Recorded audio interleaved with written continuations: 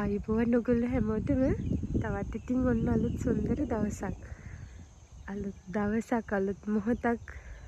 ඉතින් මොහොතක්වත් රැඳෙන්නේ නැහැනේ. මුකුත්ම නැහැ. එකම ගලා යාමක් විතරයි තියෙන්නේ. අපිට තියෙන්නේ ජීවිතේ මේ සැනසීම කියන පැත්තයි. කාලා බීලා ඉඳලා කාටවත් කරදරයක් නොවි යම් දේවල් අපිට කරගන්න පුළුවන්. ඒ දේවල් කරගැනීමේ ශක්තිය හදාගන්න එකයි. ඒ කියන්නේ සාමාන්‍යයෙන් නිකන් මේ මනුස්සය ඒ කාලේ ඉඳන්ම එයාගේ සැනසීම කියන එකයි ගෙවල් දොරවල් යනවා කියන්නේ අර භෞතික පැත්තයි යම් දියුණුවකුත් එක්ක අවබෝධයෙන් ජීවත් වෙන එක තමයි අපිට කරන්න තියෙන්නේ මට දැනෙන විදිහට. ඉතින් ඊට එහා අපිට මුකුත් කරන්න නෑනේ. කොච්චර සල්ලි හම්බ කරලා කෝටි ගණන් මිලියන ගණන් තිබ්බත් අපිට කන්න පුළුවන් බත් චුට්ටයි. ඉතින් ඒ වගේම තමයි අපිට නිදා ගන්න කියලා අඳින්න කියලා මහා ලොකු දේවල් මහා ලොකු පරාසයක් නෑනේ. ඉතින් ඒ පොඩි ටික කරගන්න තමයි ජීවිතේ මිනිස්සු සෑහෙන කට්ටක් කන්නේ. ඉතින් අර එහෙම ඕනේ කියලා මම නම් දකින්නේ. අපිට කාට හරි උපකාර කරන්න අවශ්‍ය අවස්ථාවලදී එහෙම මුදල් තිබුණා නම් ඇති. ඉතින් ඊට එහා අපිට ලෝකයේ වෙනුවෙන් සමාජය වෙනුවෙන් රට වෙනුවෙන් දේවල් කරන්න පුළුවන් නම් ඇත්තට මේක හරි වටිනවා. තව කෙනෙක්ට උපකාර ඉගෙන ගන්න දරුවෙක් ඉන්නවා නම් එයාට මේ සපෝට් එකක් දෙන්න පුළුවන් නම් එයාගේ ජීවිතේ ගොඩ දාන්න ඒක හරි වටිනවා. ඉතින්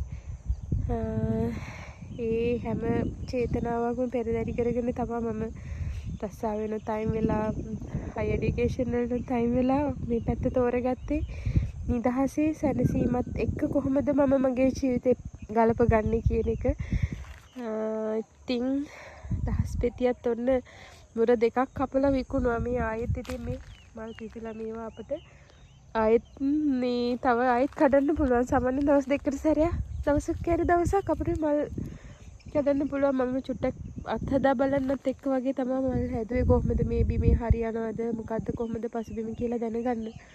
ඉතින් ඇත්තටම සාර්ථකයි. ඊළඟට මම ඊට වඩා මහා විශාල ප්‍රමාණයේ මල් වගා කරන්න කියලා හිතාගෙන ඉන්නේ. ඉතින් ඒ අතරේ ඔන්න කබාන එක හදන ගමන් ඉහි වැඩත් යනවා. කබාන එකේ වැඩත් මම ඒව පස්සේ පෙන්නන්නම්කෝ. ඉතින් මෙතන එන කට්ටියට මේ ස්වභාවික පොහොර වලින් එතකොට මොනවත්ම තෙල් ගහන්නේ නැතුව ඔය කොහොඹ එතකොට අලු ඒ වගේ දේවල් දාලා විතරයි මම මෙතන වගා කරන දේවල් වලට මේ පාවිච්චි කරන්නේ පැල හදාගන්න. ඉතින් මේ මඤ්ඤොක හදලා තියෙනවා, නයිමිරිස් හදලා තියෙනවා. මේ නයිමිරිස් පැල ඉතින් ඒව ලොකු එක දෙනවා. මම මේ සෙවන දැලකුත් යහුවා ඒවට.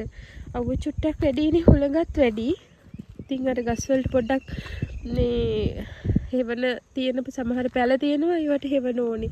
සමහර ඒවා තියෙනවා කාස්ට් එකේ හැදෙන්නේ අර මිනිස්සු වගේ තමයි. ඉතින් මේ බලන්න මේ මාළු මිරිස් හැදුවා. ඉතින් පැලවල ගෙඩි කරල් හැදීගෙන යනවා. හරි ලස්සනයි ජීවිතේ. හරි සුන්දරව ගෙවන්න තියෙන ජීවිතයක් අපරාධයක් ගන්න ආස්ති කරගන්නේ. අවබෝධයෙන් සිහියෙන් චුට්ටක් පොඩි සිහියකින් වගේ හිටියනම් මේ බලන්න මේ තෙල් පොහොර මොකුත් නෑ. මිනිස්සු අනන්ත අප්‍රමාණවට කියන ඇහිලා තියෙනවා. මේ කෘමිනාශක නැතුව පොහොර නැතුව වගා කරන්න බෑ.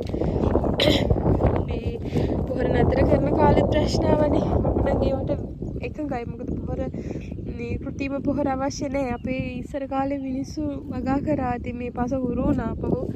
අපහු ඒවා යථා තත්ත්වයටපත් වෙන්න ඕනේ.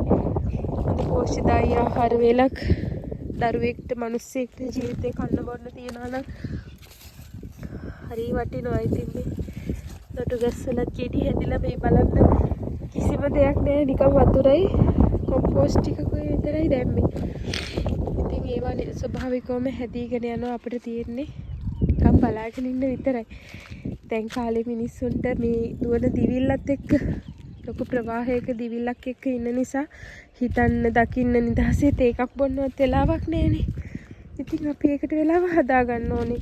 ජීවිතේ අර සිහියෙන් දකිනවා නම් හැම මොහොතකම එතකොට අපිට මොකද්ද මේ මට වෙලා තියෙන්නේ, මොකද්ද මේ සිස්ටම් එක, මොකද්ද අපි කරන්න ඕනේ කියලා තේරෙනවා, දැනෙනවා. ඉතින් ඒකට චුට්ටක් අඩියක් නතර වෙන්න ඕනේ. ඒ අඩියක් පස්සට ගත්තොත් විතරයි මේ ප්‍රවාහයෙන් මිදිලා අපිට වෙනමම ගමනක් යන්න පුළුවන් වෙන්නේ. ඒකට අපි ඇත්තටම දක්ෂ වෙන්න ඕනේ. හොඳ වීරියක් තියෙන්න ඕනේ. ඒ වීරිය ගත්ත මිනිස්සෙක්ට ඒ ටර්න් එක ඒ වීරිය මම කඩාගත්තා. ඒ හින්දා තමයි මට මේක පැහැදිලිව කියන්න පුළුවන් ශක්තිය ඇවිල්ලා තියෙන්නේ. මොකද ප්‍රවාහය ඇස්සේ දුවලා ඒ පීඩනේ ඒ ටෙන්ෂන් එක කාලා එතකොට අර මිනිස්සයාට තමන්ට තමන්ම අහිමි වෙනවා. තමන් මේකට ආවේ මොකටද? එතකොට අපහු හැරිලා තමන්ගේ ඇතුළාන්තයේ තියෙන අඩුපාඩු මොනවාද? මම මොකද්ද කරන්න ඕනේ? මගේ මොනවාද විය යුතු දේවල් කියලා දකින්න හිතන්නවත් වෙලාවක් නැහැ. ඉතින් අපි දැනට ඔයගොල්ලෝ රස්සාවක් කරත් ප්‍රශ්නයක් නැහැ. හැබැයි මානසික ප්‍රවාහයට අහු වෙන්න එපා. හිත එක එක ඒවා කියනවානේ. එයා අරවා කියනවා, මේවා කියනවා, මේ පඩිය මන්දි කියනවා, තව ලොකු එකකට යන්න ඕනේ කියනවා, ඊට පස්සේ ප්‍රොමෝෂන් ගන්න ඕනේ කියන හැබැයි ඕක ඉවරයක් ඇත්තේම නැහැ. ඉතින් අපිට තියෙන්නේ චුට්ටක් නතර වෙලා මේ ජීවිතේ දිහා ආපහු හැරිලා බලලා හොඳ හුස්මක් අරගෙන මොකද ජීව ප්‍රාණ ශක්තිය කියන එක හොඳ ආහාරයක්, හොඳ සෞඛ්‍ය, ශ්වසනය මේ දේවල් හරි වැදගත් අපේ ජීවිතේට.